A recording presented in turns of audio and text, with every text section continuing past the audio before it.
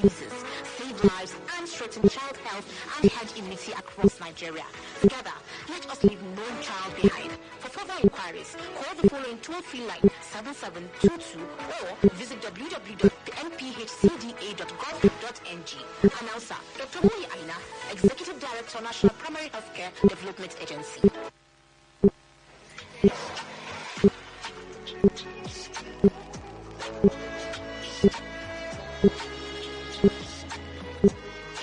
Flying Solo, the weekly program that explores the reality of living a single life, today takes a look at how to break stigma and build support for those living with HIV.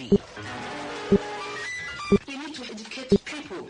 Tell them about the fact that it's better for you to know your status, and when you know your status, if you're positive, you start early treatment. Early treatment has higher advantage. Flying Solo, every Sunday evening at 7:30. Join us.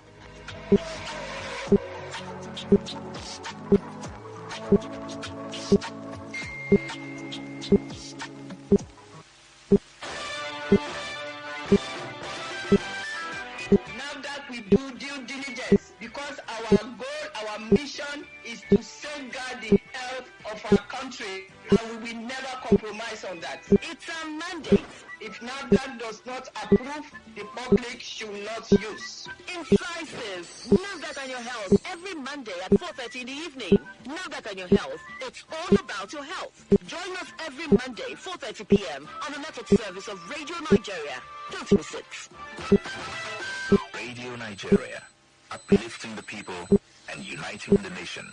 Moving on, callers on Radio Link and Radio Nigeria Audience Participatory Program have urged governments at all levels to strengthen partnerships with research institutions, universities and international environmental bodies to tackle climate challenges. One of the callers from Owerri in Imo State, Chief Fidel Onyeneke, advocated deployment of dedicated climate change officers to all local government areas across the country to strengthen public awareness and preparedness. What advocacy is to engage the people, communities and so on, identify the new farmers, identify all forms of human beings, explain to them what climate change is all about, its implications, the causes and so on, so that people will be aware. And let us go to our secondary, primary and even tertiary institutions. Teach the people. When we were young, we used to know things like rain gauge, barometer, thermometer, and so on and so forth. These days, people don't know that there are certain things you can use to know the temperature, get the rainfall and so on and so forth. Another caller, Abubakar Musa from Bida, Niger State, urged the federal, state and local governments to deepen collaboration with international environmental bodies, including agencies of the United Nations, to safeguard the nation's environment.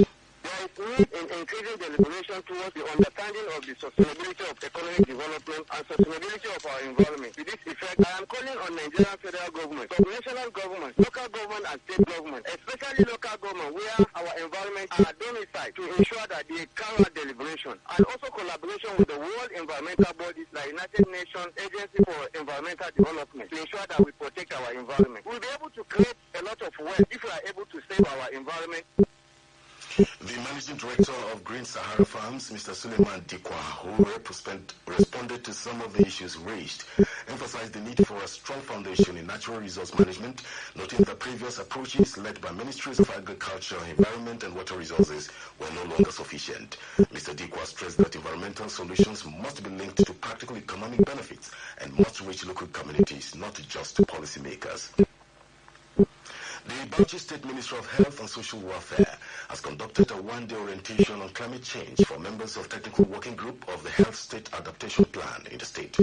In a paper titled Climate Change and Health, a lecturer with Abubakar Tafawa Balewa University, Dr. Tijani Garba, said climate change posed a threat to human health through heart stroke, increase in cardiovascular and renal diseases, injuries and death from flood and storms. Dr. Tijani Garba stressed that climate change could be mitigated through early warning and massive tree planting.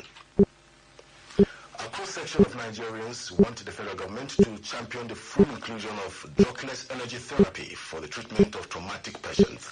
They made a call in Abuja at an event to honor the honor of first African certified energy psychologist, Dr. James Iwawari.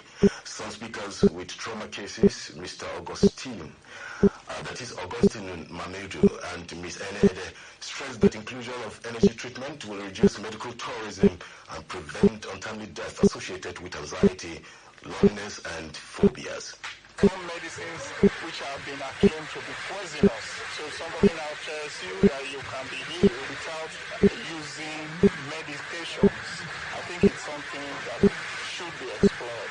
Like me, I'm a beneficiary when my only biological child was killed. I had to go to hospital outside this country. If not for the energy psychology therapy, I would have died. No hospital can heal you from it.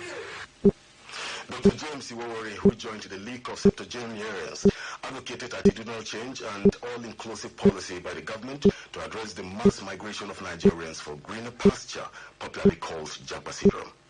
Take decisions both at policy-making level and at implementation level. We need to put human beings first. And when that becomes the norm, policy will change, attitude will change, implementation will change. Dr. Iwawari explained that not all illnesses required medication, but energy therapy might help as it works faster and reliable if necessary steps were taken. President Bola Tinubu has reaffirmed his administration's commitment to promote research and innovation as they are key drivers of national development. The president stated this during the convocation ceremony of Modibo Adama University, said his administration had approved 4.25 billion naira for 158 universities projects under the Tertiary Education Trust Fund Third Fund National Research Fund 2024 cycle. The president, represented by a former Vice-Chancellor Ahmadu Bello University, Professor Kabir Bala, explained that his administration was working to improve the capacity of existing higher tertiary institutions. And the Minister of Information and National Orientation, Alhaji Mohammed Idris, has urged youth to take advantage of the opportunities created by the ongoing national reforms for personal growth and nation building. The minister stated this while delivering the 34th convocation lecture of the Federal University of Technology, Mina, Niger State. Joshua Adams reports that the lecture was entitled Youth and Nation Building, Navigating Opportunities in an Era of National Reforms. The minister, who described Nigeria as a youthful nation with immense potential, noted that the country's future depends mainly on how its young population are educated, skilled, and engaged. He explained that the reforms introduced under President Bola Ahmed Tinubu's administration were deliberate and necessary steps to reset Nigeria's economic and governance system.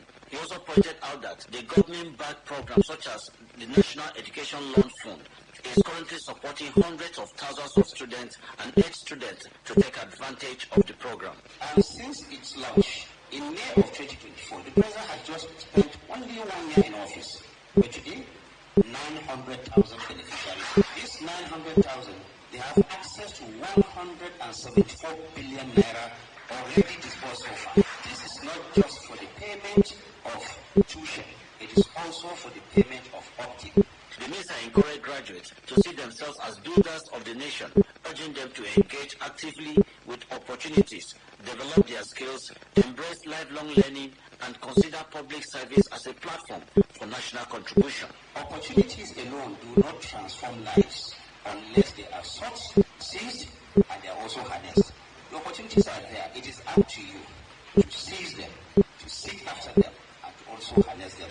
The Vice-Chancellor of the University, Professor Farouk Adamukuta, pledged the commitment of the university in graduating students that will add value to nation building. The Vice-Chancellor also commended the reforms being championed by the current administration, especially in the educational sector. In Mina, the Niger State capital, Joshua Adams, Radio Nigeria.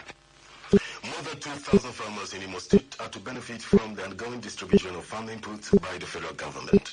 At the official handover of the items in Owerri, the Minister of Agriculture and Food Security, Senator Abubakar Kyari, said the gesture will enhance food production and to reduce burden of those in agribusiness.